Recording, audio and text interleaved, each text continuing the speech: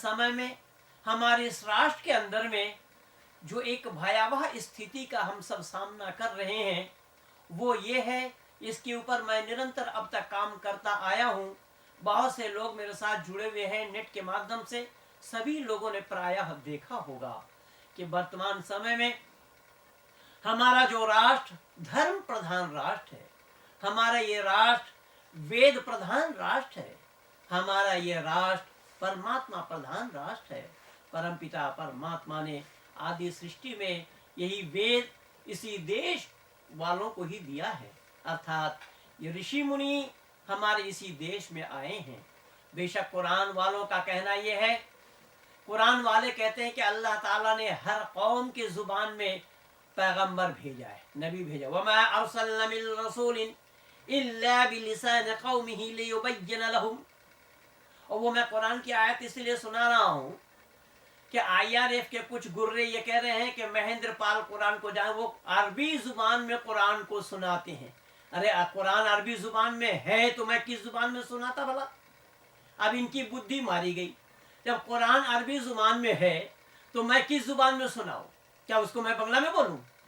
मेरी मातृभाषा बंगला है, लेकिन जब कुरान अरबी जुबान में है और वही अरबी में ही है, मैं बोल रहा हूँ वमा अरसलना मिन रसूलिन इल्ला बिलिसान कौमिही लियुबय्यिन लहुम। अल्लाह ने जिक्र फरमाया है कि मैं समय समय पर हर एक कौम की जुबान में मैंने रसूल भेजा। अब ये कोरा झूठ है, मैं प्रमाण दे रहा हूं। रसूल इस्लाम में केवल 4 हैं।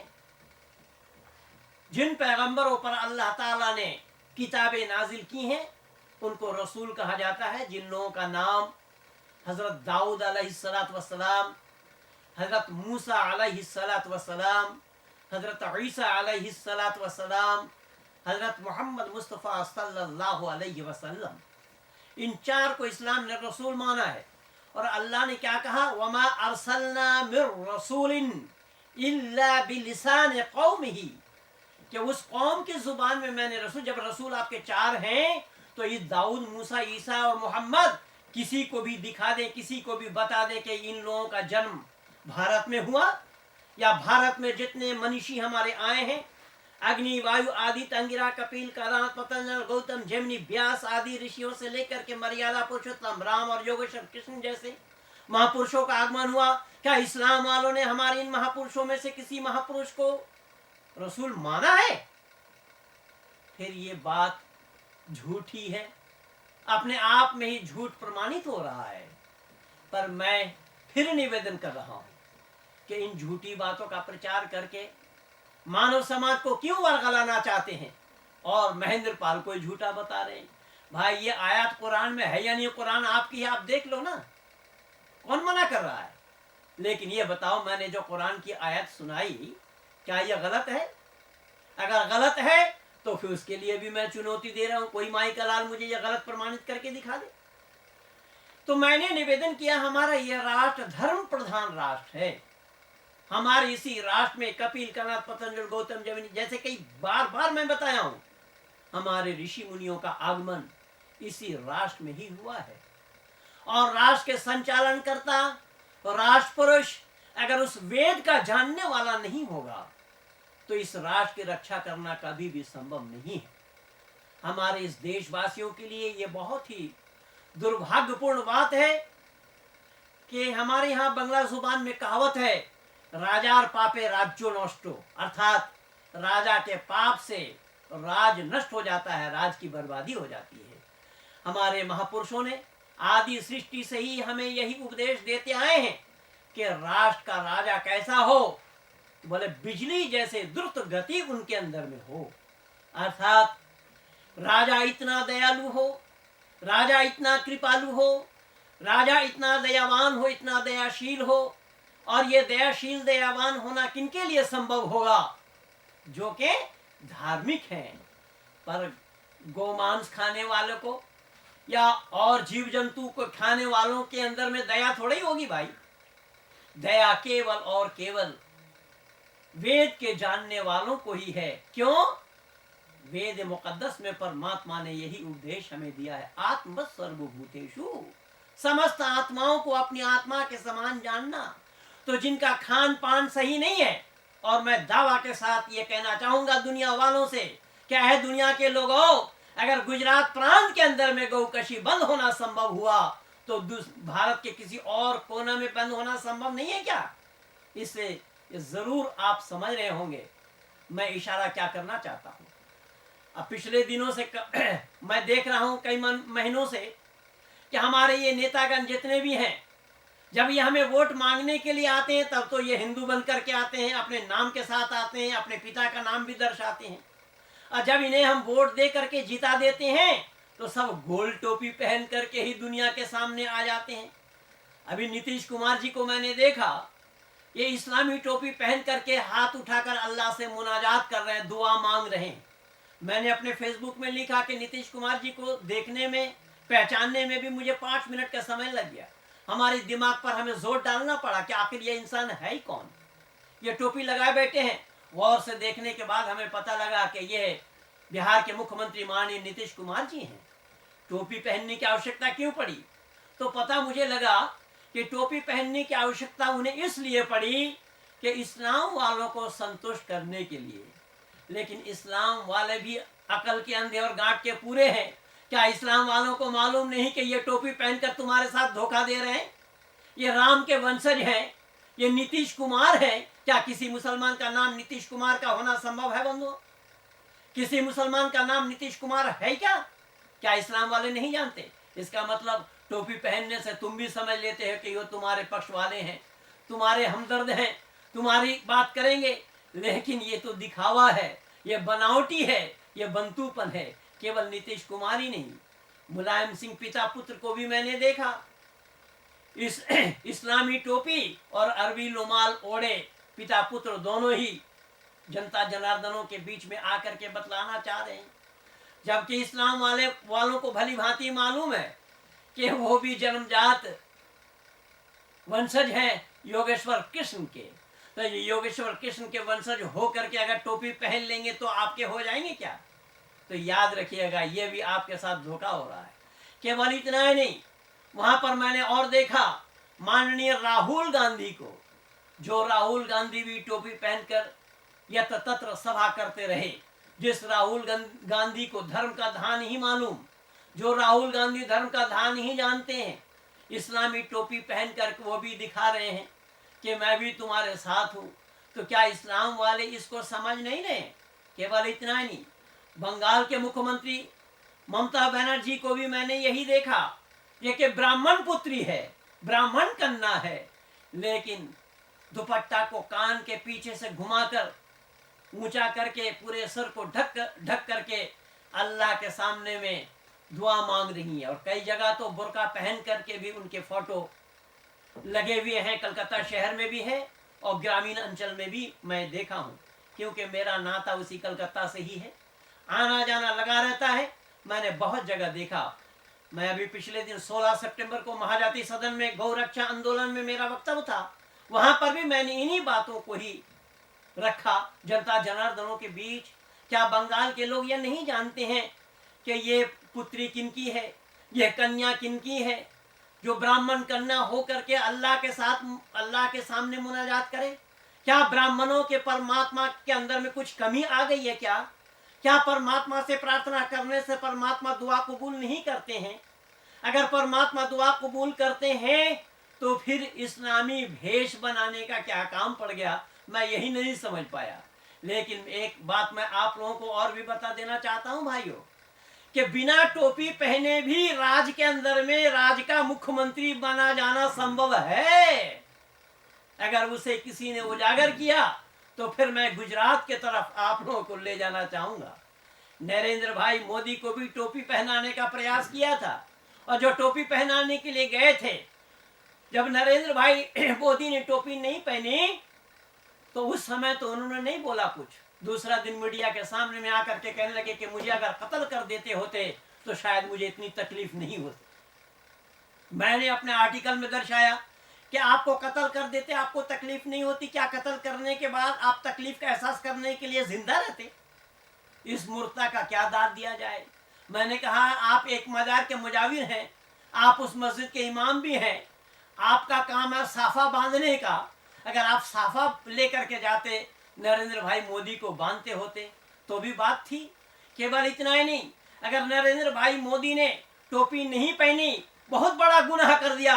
पर मैं समग्र इस्लाम वालों से ये पूछना चाहता हूँ, और दिल्ली के अंदर में रहने वाले इस्लामी नेताओं से पूछना चाहता हूँ, चाहे वो किसी पार्टी में काम क्यों ना करे, आज तक कोई मुस्लिम नेता झंडे वाला मंदिर में चढ़ावा चढ़ाने के लिए गए हैं क्या? आज तक कोई मुस्लिम नेता रुद्राक्ष के माला अपने गले में डाले हैं क्या? राम नाम का पट्टा किसी मुसलमान अपने गले में डाला है क्या? तो फिर हिंदुओं के साथ ये धोखा क्यों? ये तो मैं अपने आप में सौभाग्यशाली हूं कि नरेंद्र भाई मोदी ने उस सच्चाई को जाना, उस सच्चाई को समझा, उसको परखा। इसीलिए उन्होंने साफ दुनिया वालों को, भारतवासियों को खास करके यह दिखा भी दिया, बता भी दिया कि बिना टोपी पहने भी मैं राज्य का मुख्यमंत्री बन सकता हूं। इसका कारण क्या? इसका कारण वो इस राष्ट्र को जानते हैं। क्यों? वो इसलिए जानते हैं, मैं दावा के साथ कह रहा हूं कि सबसे पहले हमारे भारत माँ के लाल विदेश में कदम रखने वाले, अंग्रेजों के खिलाफ बिगुल बजाने वाले, जिनका नाम श्यामजी कृष्ण वर्मा था, जो श्यामजी कृष्ण वर्मा ऋषिवर देव दयानंद के अपने हाथ के बनाए हुए शिष्य थे, उसी श्यामजी कृष्ण वर्मा का अस्थि कलश अगर भारत का कोई राजनेता भारत में वापस लाया है लंदन से, तो उन नामों को मैं बताना चाहता हूं, वह नाम सिर्फ और सिर्फ नरेंद्र भाई मोदी है। उस श्यामजी कृष्ण वर्मा को किसी कांग्रेसी ने जाना नहीं, राहुल तो जानता ही नहीं होगा, या उनकी माताजी भी नहीं जानती होंगी ये श्यामजी कृष्ण वर्मा कौन थे। श्यामजी कृष्ण वर्मा की चर्चा अगर कहीं है, वो केवल और केवल हमारे आर्य समाज में ही पाएंगे। आर्य समाज के इतिहास में स्वर्णिम अक्षरों में श्यामजी कृष्ण वर्मा का नाम लिखा हुआ है। केवल इतना ही नहीं, भारत में एक माँ वो थी, कौन थी वो माँ? जिस माँ ने अपने नजर के सामने में तीनों बेटे को फांसी के फंदे को चूमते हुए देखी थी। वो चाफेकर बंधु परिवार को आज के नेतागण जानते हैं क्या? क्या भारत के नेता, खासतौर से मैं कांग्रेसी नेताओं को ये पूछना चाहता हूं कि सबसे कम आयु वाले राष्ट्रपति को छोड़ करके कोई कांग्रेसी बता दे, सबसे कम आयु वाले कौन वो व्यक्ति थे? खुदीराम बोस का नाम जल्दी में बता सकते हैं? ये इन लोगों के लिए बताना संभव नहीं होगा। मैं तो हैरान इस बात से हूं, जो राष्ट्र में कितना प्रांत है, उतना ही वो नहीं जानते हैं। उसको प्रधानमंत्री के नाम से प्रस्तुत करने की जो ख्वाब देख रहे हैं, ये राष्ट्रघात वाला मामला होगा। भारत के बहुसंख्यक वालों के साथ ये विश्वासघात होगा। भारत के बहुसंख्यक लोग परमपिता परमात्मा को बखूबी जानते हैं, परमात्मा के साथ इन लोगों का नाता जुड़ा हुआ है, इसीलिए ये शुद्ध शाकाहारी हैं। और शाकाहार इसलिए है कि शाकाहारी हुए बिना परमात्मा को पाया नहीं जा सकता। तो जब परमात्मा को पाया नहीं जा सकता, तो जहां परमात्मा को नहीं पाता कोई, धर्म को भी पा नहीं सकता। जब धर्म को नहीं पा सकता, तो वेद को भी पाना संभव नहीं होगा। जब धर्म को, परमात्मा को और वेद को नहीं पाएंगे, फिर राष्ट्र को समृद्धशाली बनाना भी संभव नहीं होगा। इसीलिए मैं राष्ट्रवासियों को अपने तरफ से और अपने टीम की तरफ से यह संदेशा देना चाहता हूं कि समय बार बार नहीं आता है, मौका मिला है हमें, अभी इसी चीज को हमें करके दिखाना है। विश्व के आंगन में एक प्रस्तुत करना है ऐसे धार्मिक व्यक्ति को जिनका ताल्लुक धर्म के साथ, परमात्मा के साथ, राष्ट्र के साथ, वेद के साथ जुड़ा हुआ है। हम उन लोगों को भूलें जिन लोगों के साथ ये ताल्लुक नहीं है, जो ये बनावटी, जो दिखावटी और फालतू में ड्रेस बदल बदल कर दुनिया के सामने ये प्रस्तुत होते हैं। मैं तो भारतवासियों को अपने टीम के माध्यम से संदेशा देना चाहता हूं कि अब ये नेतागण अगर आए हमारे सामने ये वोट मांगने के लिए, तो मैं दावा के साथ ये कह रहा हूं, इन लोगों को आप पहले बताना कि भाई आप लोग अपना आइडेंटिटी दिखाओ, कौन हो तुम? तो हिंदू नामधारी हो, वोट लेने के लिए आते हो, लेकिन जब हम तुम्हें वोट दे देते हैं तो गोल टोपी पहनने में तुम संकोच नहीं करते हो। जन्मजात जो टोपी पहन करके आए हैं सलमान खुर्शीद साहब, जबकि उनके पूर्वज भी राजनीति में थे, और वो जब से आए राजनीति में, वो भी अल्लाह से यही फरियाद कर रहे हैं कि अल्लाह हमें प्रधानमंत्री बना दे। आज तक उनको प्रधानमंत्री अल्लाह नहीं बना पाए। अभी 14 जनवरी को मैंने यही देखा, जो दिल्ली के मुख्यमंत्री बने हैं, जो राजनीति का राह नहीं जानते, जिन्होंने अन्ना हजारे जैसे वृद्ध व्यक्ति को, समाज सेवी को धोखा देने में जरा सा भी संकोच नहीं किया, जिसके प्रति तुल्य है वो, जिनको धोखा देने में संकोच नहीं किया। और जिस गांधी टोपी को भुजाया उन्होंने, जो गांधी टोपी पहन करके आम आदमी जिसमें लिखा हुआ है, उसी टोपी को ही इन्होंने बदल लिया। 14 जनवरी को गोल टोपी पहनकर कपिल सिब्बल भी गोल टोपी पहने हुए हैं, गले मिल रहे हैं और सद्भावना बता रहे हैं। अरे गोल टोपी में अगर सद्भावना का प्रचार होता, तुम पहले से ही गोल टोपी पहन करके आ जाते मैदान में। उस समय तुमने गोल टोपी क्यों नहीं पहनी भाई? आज गोल टोपी पहन करके तुम हिंदुओं को क्या संदेशा देना चाहते हो? ये तो मैं जान लिया कि मुसलमानों को संदेशा आप ये दे रहे हो कि देखो मैं भी तुम्हारे जैसा ही टोपी पहन बदल सकता हूं। लेकिन टोपी बदलने से तो इस्लाम वाले इतने पागल हैं क्या कि तुम्हारे टोपी बदलने से वो जान जाएंगे कि तुम मुसलमान के तरफदार बन चुके हो? ऐसा होना संभव नहीं है। वो भी जानते हैं, क्योंकि कुरान के अंदर में अल्लाह ताला ने साफ शब्दों में जिक्र फरमाया है, इन्नद्दीन इंदल्लाहिल इस्लाम, एक ही इस्लाम है दीन, इस्लाम के सिवा और कोई दीन नहीं है। तो उसको तुम जब तक कबूल नहीं करोगे तो टोपी पहन करके तुम ये दलाली क्या करते हो, दलाली क्या दिखाते हो? बंधु, मैं यही बात देखा, यही चीज मैंने देखी ममता बनर्जी के साथ भी। ममता बनर्जी भी इस तरीके से दुपट्टा को कपाल को ढकते हुए दोनों कानों के पीछे ले जाकर के ऐसे मोड़े हैं जैसे कोई महिला हाजी हज करके आई हो, जिनको हज्जिन कहा जाता है। ऐसे ही जो कि ब्राह्मण कन्या होकर, ब्राह्मण पुत्री होकर के ये हिंदुओं को ही धोखा दे रहे हैं। बंगाल में अभी 14 सितंबर को गौरक्षा आंदोलन में मेरा कार्यक्रम था महाजाति सदन में। मैं बंगाल वालों को यह संदेशा दिया। अब वहां पर एक पुलिस कमिश्नर साहब भी थे, तो मैंने वहां ये संदेशा दिया कि बंगाल वालों को भी ये समझ लेना चाहिए, कहीं कहीं बुर्का पहन करके ये ममता बनर्जी वोट मांगने के लिए चली जाती हैं, लेकिन हिंदुओं को समझ लेना चाहिए कि आपके नेता किस तरीके से आपके साथ धोखा दे रहे हैं। और ममता बनर्जी ने तो रिकॉर्ड ही तोड़ दिया मस्जिद के इमामों को इमाम भत्ता देने के लिए, लेकिन मंदिर के पुजारियों को आज तक उन्होंने पूछ करके भी नहीं देखा। ये क्या हो रहा है? क्या इसी का नाम मानवता है? मानवता तो वही है, आत्मा सर्वभूतेषु, समस्त आत्माओं को अपनी आत्मा के समान जानना। तो समस्त आत्माओं को अपनी आत्मा के समान आप अगर जानने वाली होती तो ममता बनर्जी जिस काली घाट में रहती हैं, जिस काली घाट के काली मंदिर में जो पुजारी हैं, ममता बनर्जी उनके लिए क्या सोची, कब सोची? केवल एक काली घाट नहीं, ऐसे ही बंगाल प्रांत के अंदर में ना मालूम कितने मंदिरें हैं। किसी भी मंदिर के पुजारी को 2 पैसा आज तक उन्होंने न देने की बात की और न उन्होंने दिया है। तो ये सब क्या हो रहा है? ये तुष्टीकरण, इसी का नाम तुष्टीकरण है।